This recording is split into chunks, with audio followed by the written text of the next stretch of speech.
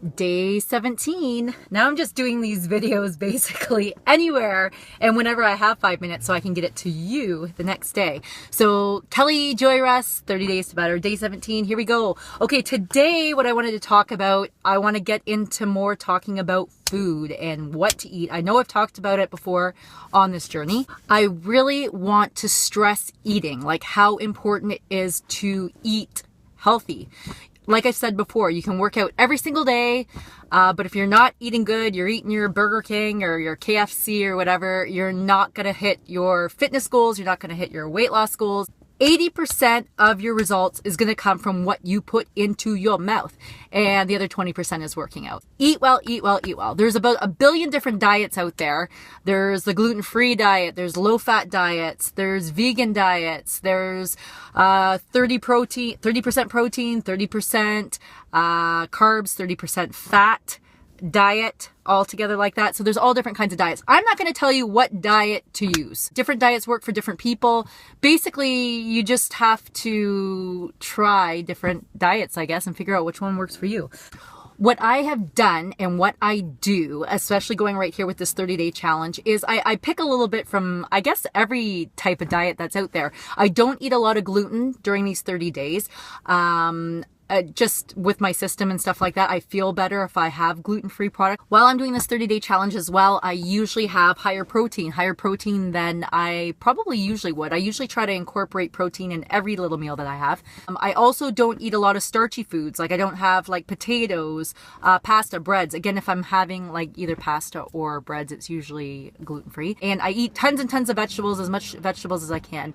I also don't eat a lot of dairy. So I have very little milk. I don't eat any cheese, anything that would cause bloating. Try different diets. Like I'm not going to tell you which one to do and which one not to do. You basically have to do what's right for you.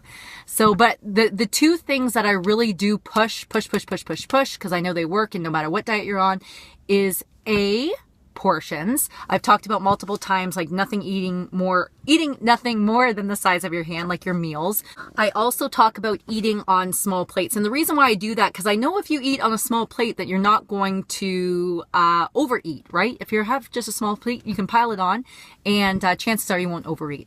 A lot of guys as well too, like, Kelly, you're crazy. Like I can't eat just something on a small plate. I push the multiple meals throughout the day, like the 6, even to 8 meals a day. So I say to like the guys that I've trained in the past, that if you don't think that you'll get full off that small plate, then, incorporate another couple meals into your day. Instead of, say, if a female's eating 6 meals a day, then maybe you do 8. The second thing that I really push, so number 1 was portions. Number 2 is the amount of times you eat a day. So just like I was saying, 6 to 8 times a day, like small meals, breakfast, lunch, dinner, a couple meals in between, couple snacks in between. Now I stress the multiple meals a day because it works with your metabolic rate. So how I kind of see your metabolic rate is like a locomotive. If you think about somebody shoveling coal into that locomotive to keep it going all day long, chugga, chugga, chugga, chugga, chugga, chugga, chugga, it is burning fuel. It's burning energy, like constantly. The more that coal's being thrown into that locomotive, the more it's burning. So I think of it the same as your metabolic rate. Think about if you skipped a meal, and think of yourself as that locomotive. If you stop putting the coal into the locomotive, so it can burn, then the locomotive is going to slow down. So if you're not constantly putting in food into your body, like constantly, like with the 6 to 8 small meals a day, you're going to start to slow down and your metabolic rate will slow down and you won't be burning off this food as much. So with eating, again, portions I was talking about, and eating 6 to 8 small meals a day. And I really push that because I've seen it work. I know it works for me. I know it works for most people. So not necessarily your diet. Again, your diet could work just based on you. You pick. It's your choice. But really focus on those 2 things for the rest of those 30 days challenge. Another thing, I'm going to say a third thing, is try not to eat past 6. Like once you eat, like say if you eat at 10 o'clock at night and you go to sleep, it's just kind of sitting there. How is it burning? How's that food that you just ate, that energy, how is it going to be burned off to its capacity if you're just going to sleep after you eat it. A few people also ask me about supplements, like if I take any supplements, if I've taken any supplements in the past. I have taken supplements in the past. I don't do that now as much, I guess maybe because my fitness goals have changed. I do recommend vitamins. I recommend vitamins to everybody. People ask me about protein bars and things like that. You got to be careful with the protein bars because usually there's a lot of added sugar in there that you might not necessarily need.